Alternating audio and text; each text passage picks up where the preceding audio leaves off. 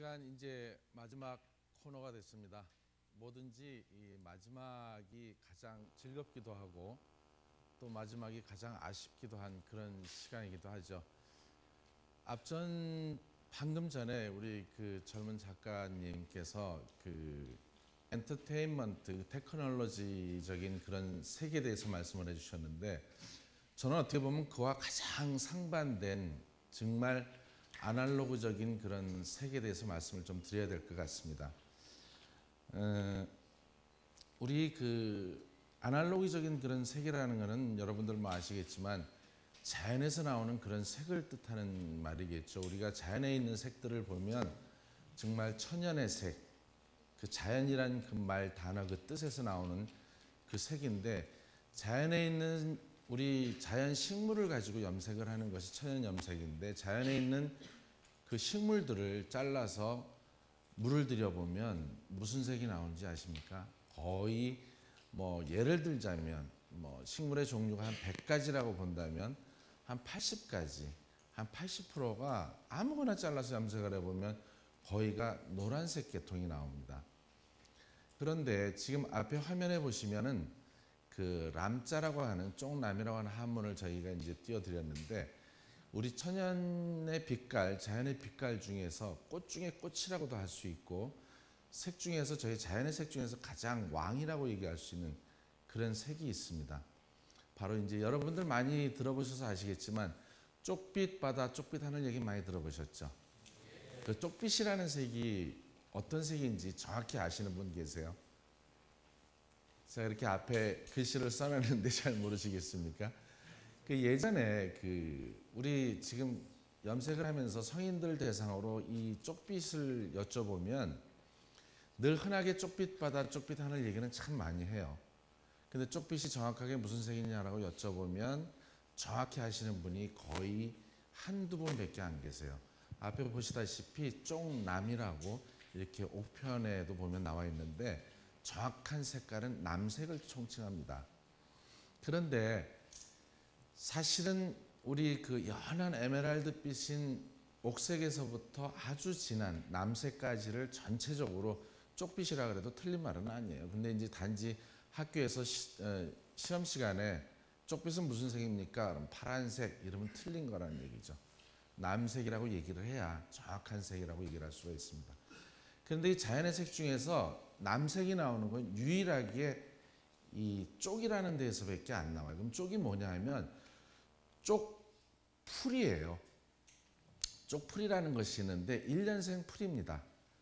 전 세계적으로 이렇게 남색이 나오는 풀은 남색이 나오는 풀은 쪽풀 하나밖에 없어요. 근데 물론 각 나라마다 그 종자는 조금씩 달라요. 좀 다른데 그 우리나라에서도 이 쪽염색을 하는 사람을 유일하게 중요 무형문화재로 이렇게 지정이 되어 있습니다.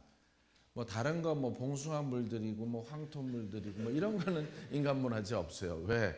아무나 쉽게 할 수 있거든요. 그런데 이 쪽빛이라는 염색은 아무나 쉽게 못합니다. 그렇기 때문에 또 중요 무형문화재, 인간문화재라는 타이틀을 가지고 있는 거고.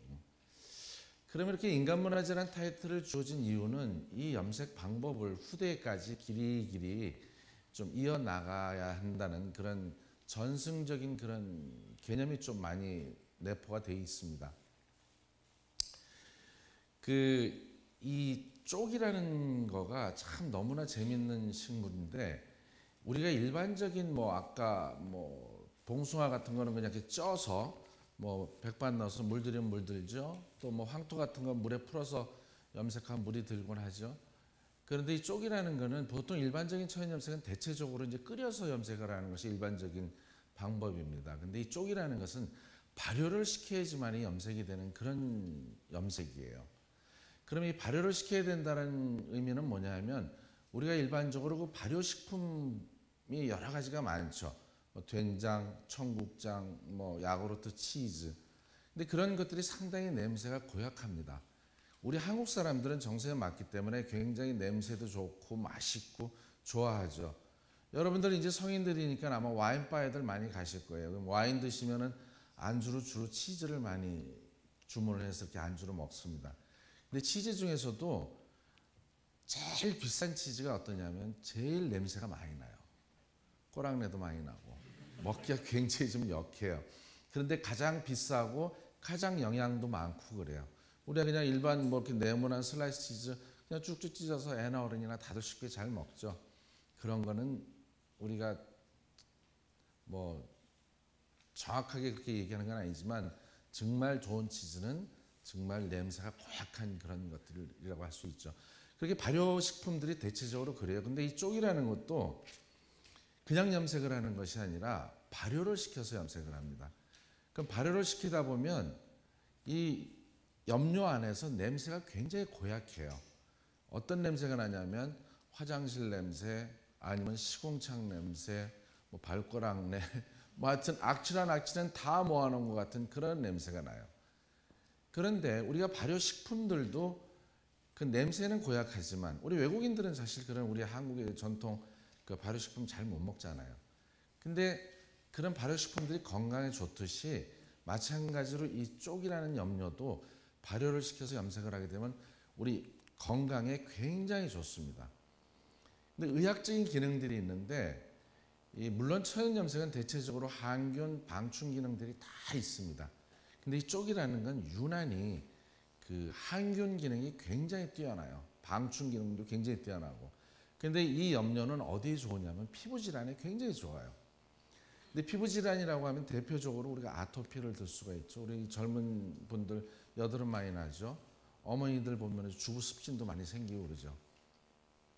실질적으로 제 주변에 마루타 아닌 마루타들이 좀 제법 많이 있습니다. 그 사람들을 통해서 염색을 해서 뭐 입혀본다든지 아니면 뭘 이렇게 사용을 하게끔 하면 사실 효과를 보는 사람들이 굉장히 많아요. 아주 굉장히 참 일례 하나 그 예인데 한 몇 년 전에 그 50대 중반쯤 되신 여성분이 전신 아토피가 있다고 한번 찾아오신 적이 있었어요. 그때가 중복날이었습니다. 근데 그분의 모습이 그래서 오셨길래 어느 정도나 하시길래 이렇게 오셨습니까? 그랬더니 물론 쪽이 좋다는 소문을 듣고 오셨어요.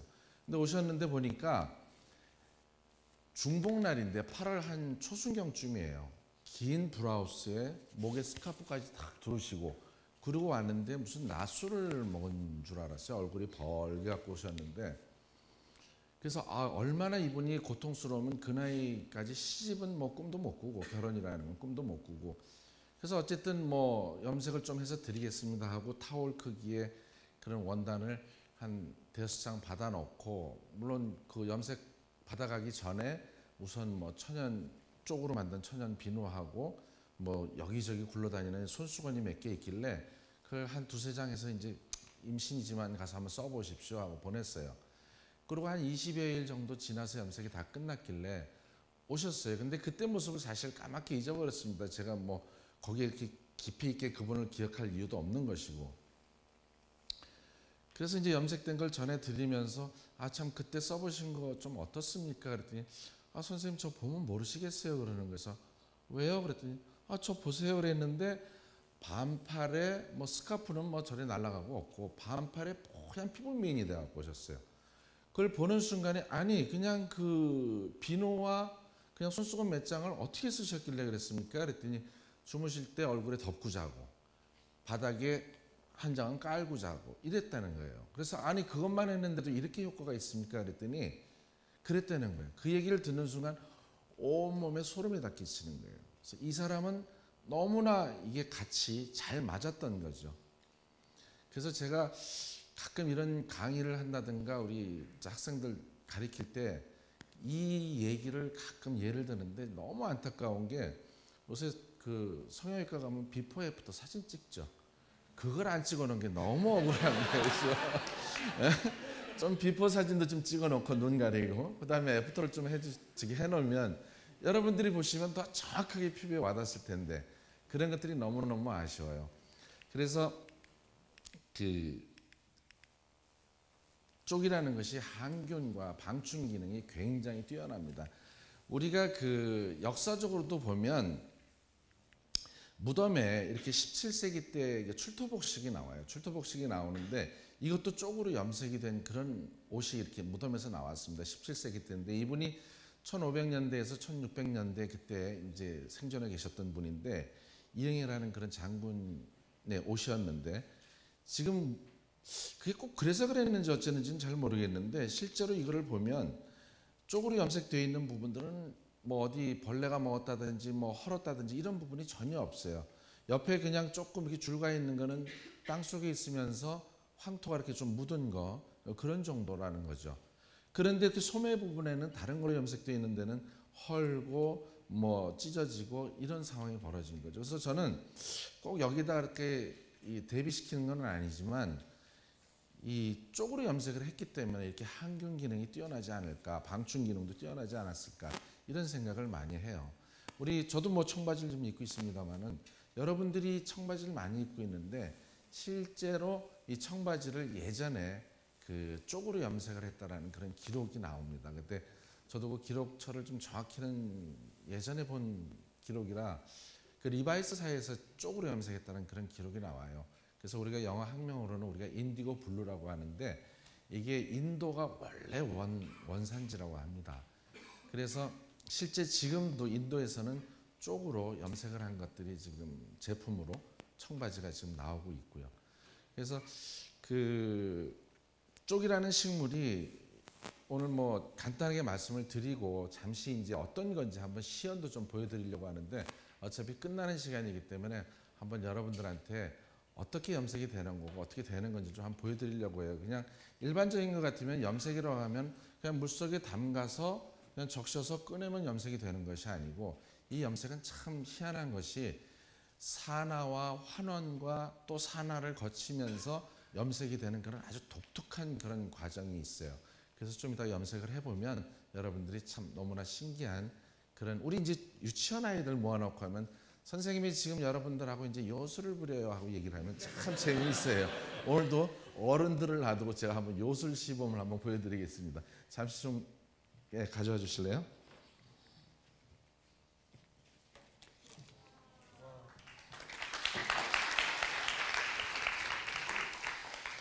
이 염색이 장갑을 안 끼면 손이 시퍼래져 가지고 완전히 스머프가 됩니다. 그래서 스머프 되기 전에 장갑을 끼고 이 물을 우리가 이제 염색을 하기 위해서 물감을 풀어놓으면 아까 남색이라 그랬죠. 그 남색에 물이 형성이 돼요.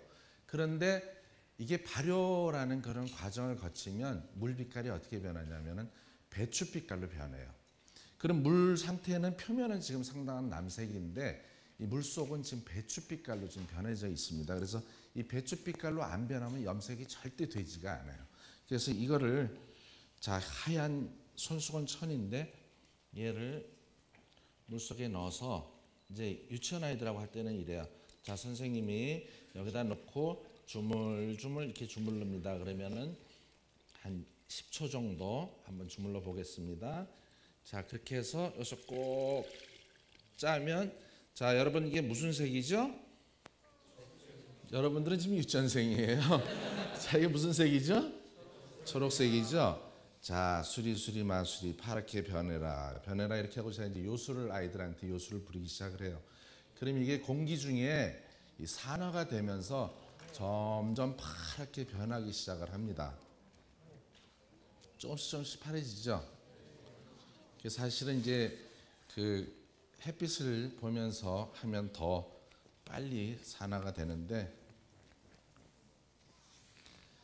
제가 지금 입고 있는 이 옷도 쪽으로 염색이 된 그런 옷입니다. 이런 옷인데 이게 좀 파랗게 다 변할 때까지 한번 잠깐 말씀을 드리면 우리가 그 여름에 우리 조상들은 여름에 그 못이나 삼배 쪽으로 염색을 해서 많이 입었답니다. 근데 그렇게 입으면 굉장히 시원하대요. 우리 앞전에 아까 여러 연사님들께서 말씀하신 것처럼 뭐 파란색은 시원하다는 그런 느낌도 있지만 실제 이 쪽을 입고 열감지 카메라로 이렇게 테스트를 해보면 우리 인체 온도가 36.5도잖아요. 근데 이걸 입고서는 체온을 재면 약 한 1도에서 2도 정도 체온이 내려간답니다. 그만큼 이 체내에 뭐 열도 좀 내려주고 굉장히 시원한 그런 역할을 해주는 거죠. 굉장히 파랗게 돼 있죠. 근데 이 색깔을 잘 기억을 해보시고 한 번 더 하면 점점 반복을 하면서 조금씩 이제 진해지기 시작을 해요. 근데 아까는 꺼냈을 때 굉장히 하얀 천에다 했기 때문에 초록색이 굉장히 눈에 띄었었는데 두 번째 할 때는 바탕에 청색으로 변하는 거에다 하기 때문에 두 번째 청색은 조금 더 진한 초록색으로 변하죠. 바탕색이 있었기 때문에 다시 또 이렇게 파란색으로 변합니다. 초록색으로. 그래서 다시 또 흔들면 또 파란색으로 변하는데 이렇게 하면 이게 반복을 하면 할수록 점점 진해져요. 그렇게 해서 아까 그 화면에 나왔던 지금 이 유물에 나왔던 저런 거는 추정컨대 보랏빛이 도는 남색 정도예요. 추정컨대 아마 15번에서 20번 정도는 하지 않았을까. 그냥 이것만 넣었다 뺐다 하는 게 20번이 아니에요. 그냥 두세 번 정도 이 정도 하고 깨끗이 빨았다가 또 하고 이런 식으로 반복을 합니다. 그래서 제가 아까 이 시작을 하기 전에 그냥 이렇게 민자로 보여드리는 것보다는 좀 이쁜 거를 한번 만들어서 여러분들에게 보여드리면 좀 더 어차피 끝나는 시간이라 좀 재밌는 걸 보여드리지 않을까. 그래서 요즘에 뭐 흔히들 얘기하는 뭐 홀치기 뭐 이런 얘기 많이 하죠. 근데 홀치기라는 거는 실제로 우리가 고구려 시대 때부터 해왔던 교힐이라고 하는 그런 전문적인 문양 기법이었습니다. 그래서 제가 이걸 했었는데 이런 식으로 문양이 이쁘게 나옵니다. 이 문양이라는 거는 뭐 이렇게 묶어서 하는 묶여서 뭐 이렇게 안 되는 물이 안 들어가는 부분들이 되는 건데 이런 식으로 해서 여러 가지로 색깔을 또 아니면 문양을 만들어낼 수 있는 그런 것들이죠. 그래서 이거는 오늘 저를 여기 연사에 초대해 주시는 우리 오거나이저한테 선물할 겁니다.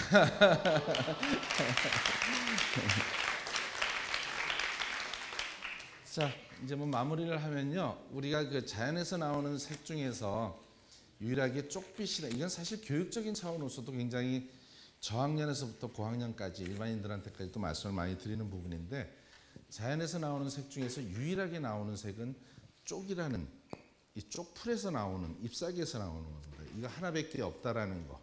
그 쪽빛이라는 색은 남색이라는 거. 그리고 유일하게 중요 무형문화재로 이렇게 지정이 되어 있다라는 거. 지금 전라도 나주에 인간문화재 두 분이 계셨는데 한 몇 달 전에 한 분은 이제 연로하셔서 타결하셨고 지금 한 분만 지금 계세요. 그래서 그 쪽빛이 주는 그런 색깔 그리고 쪽빛뿐만이 아니라 우리 자연에서 나오는 자연의 빛깔 이런 것들이 우리 인간들한테 주는 정서적인 안정감과 편안함은 어떤 색깔과도 비교를 할 수가 없습니다. 그래서 오늘은 마지막 시간을 간단한 퍼포먼스와 함께 천연 염색에 대해서 말씀을 드렸습니다. 감사합니다.